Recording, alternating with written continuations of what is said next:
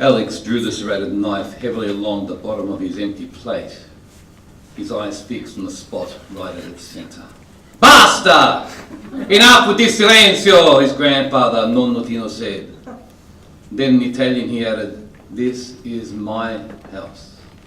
And in my house, people sit at the table and they talk when they eat. Tino, please, let it go, please, said his wife, Nonna Rita. In his seat at the head of the table, her husband growled and took a long gulp of his glass of homemade wine.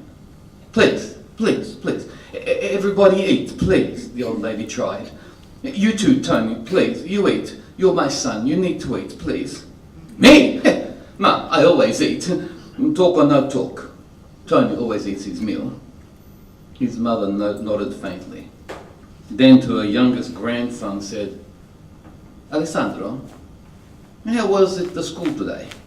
You finished that painting what you promised to them, you do? If he's like his mother, maybe Alex just promises but doesn't deliver. Alex's uncle, Zil Tony, grinned and shoveled another mouthful of string beans onto his fork. Your mother did that a lot, Tony. Offered to paint this portrait, that landscape, but really didn't have much to show for her efforts. Zitto, quiet, his mother snapped. She made the sign of the cross and pressed the tips of her fingertips to her mouth. Your sister, she is sick. You don't disparage the sick like that, she hissed. Tony smiled thinly. No, we don't do that, do we, Ma? We pretend like she's going to get better and that she'll come home to pick up where she left off.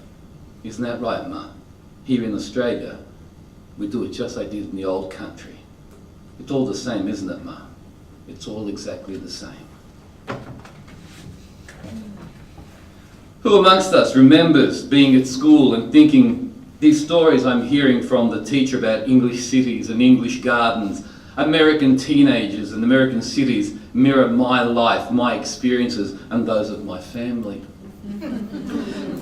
How many of you have ever watched a TV show and thought, yes, that nonna in black who does nothing but attend funerals so she can attend the wailing has only got one goal in life, to fatten up the grandchildren? That's my nonna.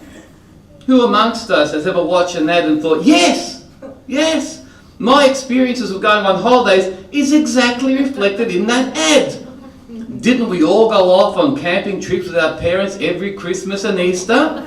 Didn't we all sit around the campfire eating buckets of KFC and singing along to the sounds of kookaburras in the trees and the billy boiling on the open fire? None of us ever spent a Christmas holiday having the house painted around us as we scrambled to share a mattress in the living room with a brother or sister while our bedrooms were out of commission. None of us ever had to make up a holiday destination on that first day back at school because our parents' idea of a holiday was, if not painting the house, then you change the gutters.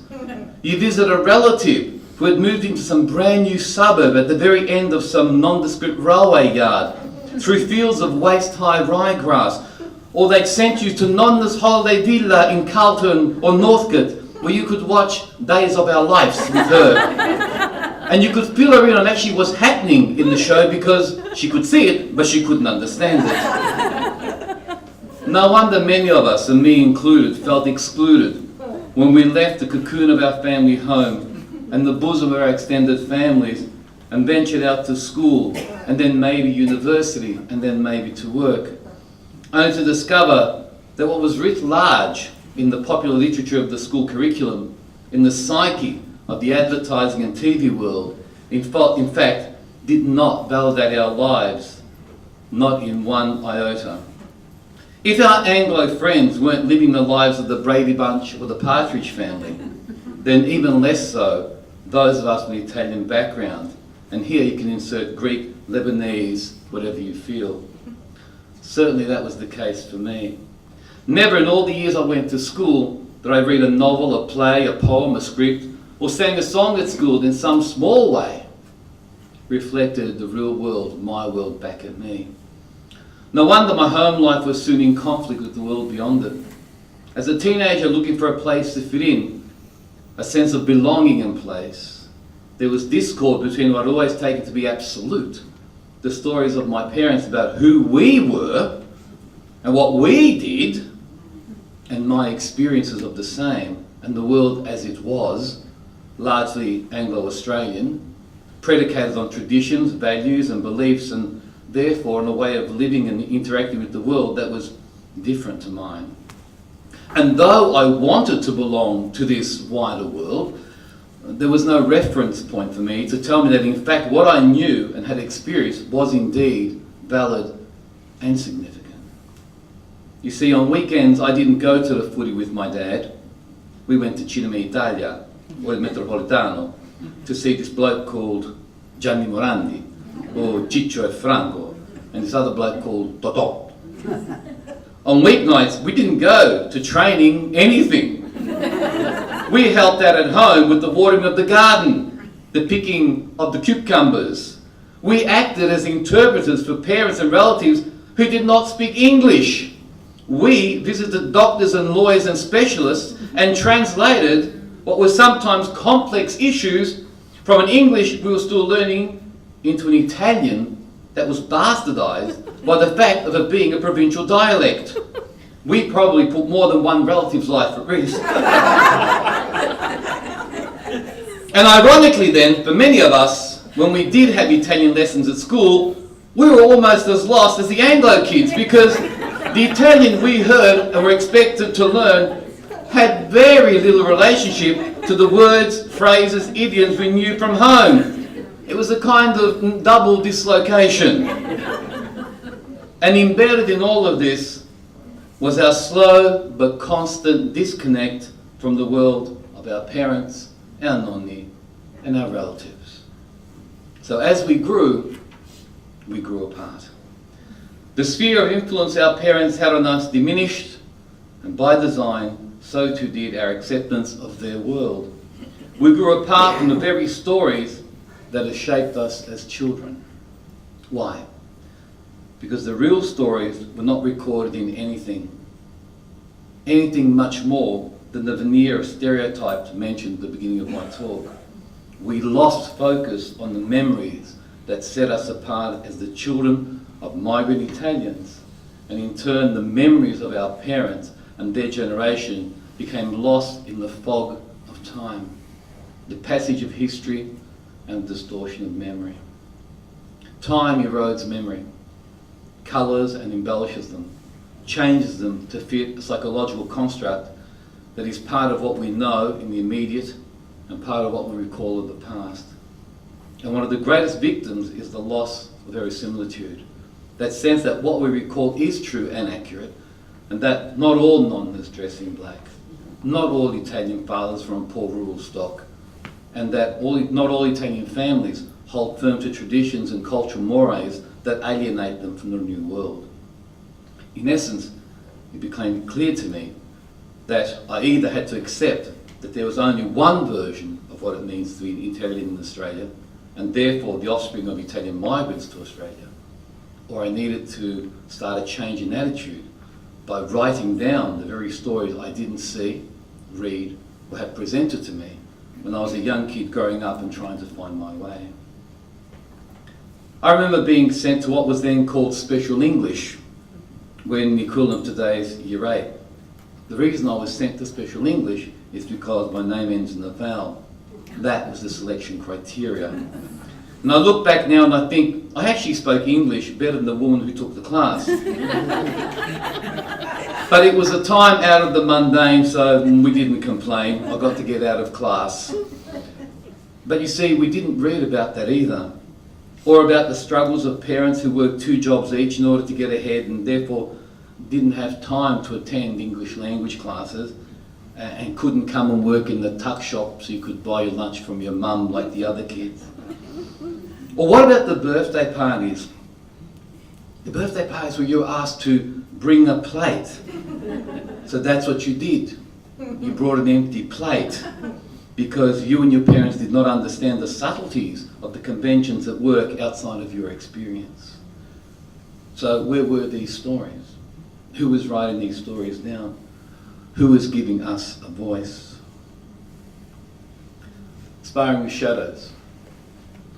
I started writing short stories that fumbled about trying to find a voice and focused on those aspects of my Italian heritage that were most obviously different, such as not understanding the nuances of attending non-Italian gatherings, and progressed to stories about school-age second-generation kids and their misfitting schools, progressing to my first novel, Sparring with Shadows, in 1997, where I decided to immerse my characters in the details of extended family relationships as lived out in an Italian home that was existing within the parameters of an Australian cultural landscape.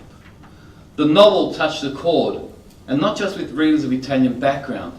It broke into mainstream literature as an insight into a world that was still clouded behind a veil of cultural ignorance. Along with Melina Marchetta's Looking for Ali Grandi, which some of my Australian friends called Looking for a Brandy, Sparring with Shadows gave us a more authentic voice, shifting the stereotypes to the side, where they continued to be the baseline for slapstick humour and nostalgia, and highlighting the demand for a more inclusive view of Italians in Australia, our way of life, our thinking, even our cultural biases and frequent narrow-minded view of our own role and place in the Australian psyche. By narrow-minded, I refer to the kind of inward-looking approach to assimilation that accompanied my upbringing, where everything outside of the Italian version of normal was seen with suspicion and questioning, as we were by the other outsiders.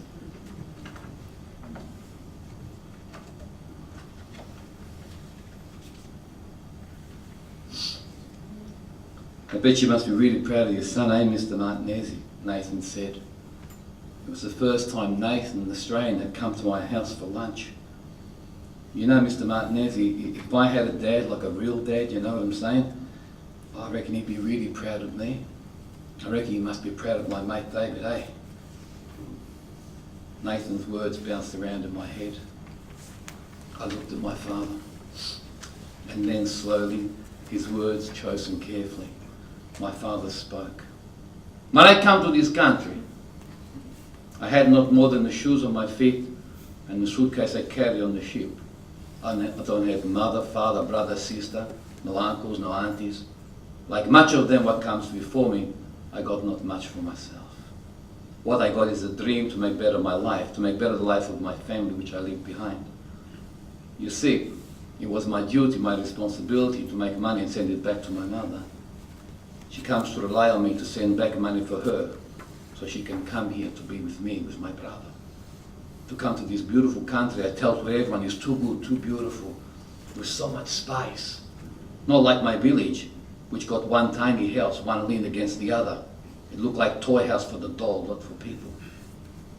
You see, Nathan, when I was a young man, I was very young. I come here, I was very small. I'm not ashamed of who I am, because I know I come here to make better my life. But you see, Nathan, not everyone knows this. So I was called lots of names from people what thinks I was coming here free of charge. They think my voyage was paid by government to come to Australia and make myself rich man. But that's not how it was. Not at all.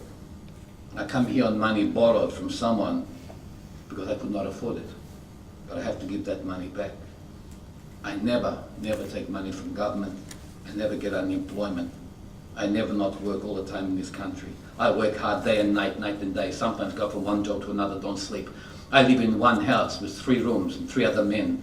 We have to share a bungalow, 3 men in one room. You all know what that's like? And I send all the money back to my mother. And then you see, my son here, he don't understand. When you're young, you believe only you know the way to make this, do that. You think you're so strong you can make the moon rise, the sun shine. You think in your head that in the future you always have what you got now. But you discover all that you grow, it's not always the case. Sometimes, Mr. Nathan, sometimes what you got is everything you'll ever have.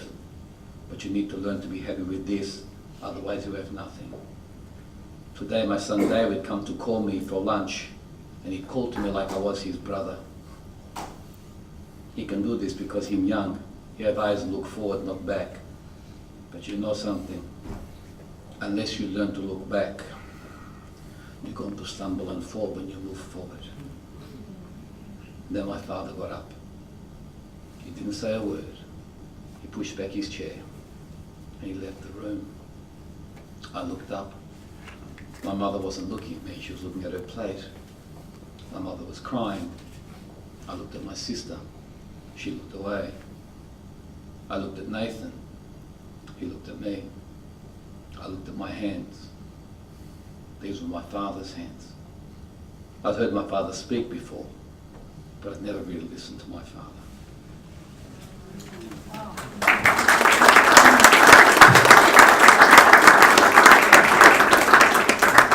The novel that followed was The Dons.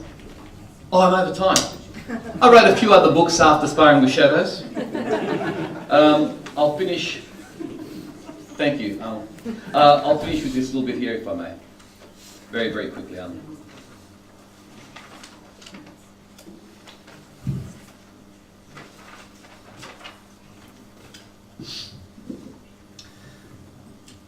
We don't owe much to ourselves as writers. We owe more to those who came before us. Because if we don't write down what we know, it will enter the great unknown and never be known, not by our children or their children's children. And that will be a sad loss. Thank you.